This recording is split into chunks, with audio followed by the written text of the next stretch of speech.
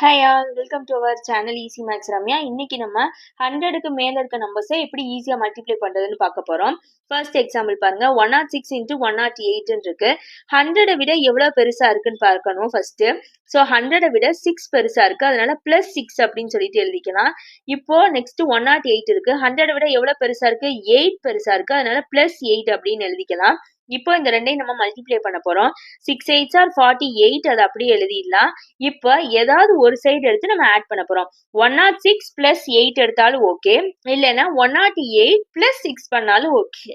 ரெண்டு பக்கமும் எந்த பக்கம்னாலும் எடுத்துக்கலாம். என்ன பண்ணாலும் ஆன்சர் ஒன்னா தான் வரும். இப்போ 106 plus 8 எடுத்தோம்னா நம்மளுக்கு என்ன ஆன்சர் வந்துடும், 114ன்னு வந்துடும். இல்ல 108 plus 6 பண்ணாலும் 114 வரும். எப்படினாலும் சேம் ஆன்சர் தான் வரும். ஸோ ஏதாவது ஒரு சைடு எடுத்து நம்ம ஆட் பண்ணிக்கலாம். ஸோ இதுதான் ஆன்சர். செகண்ட் ப்ராப்ளம் பார்க்கலாம். 109 into 112.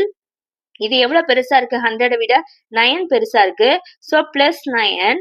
இது 100 விட எவ்வளவு பெருசா இருக்கு, 12 பெருசா இருக்கு. ஸோ பிளஸ் 12ன்னு எடுத்து எழுதிக்கலாம். இப்போ இந்த ரெண்டையும் நம்ம மல்டிப்ளை பண்ணணும்.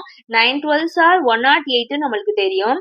இப்போ நம்ம எப்பயும் 2 டிஜிட்ல தான் ஆன்சர் எழுதணும், 3 டிஜிட்ல எழுதக்கூடாது. அதனால 08 மட்டும் எடுத்து எழுதிக்கலாம். ஒரு 1 இருக்குது, அந்த 1 கேரி ஆயிரும் நெக்ஸ்ட் நம்பரோட, அது இருக்கட்டும்.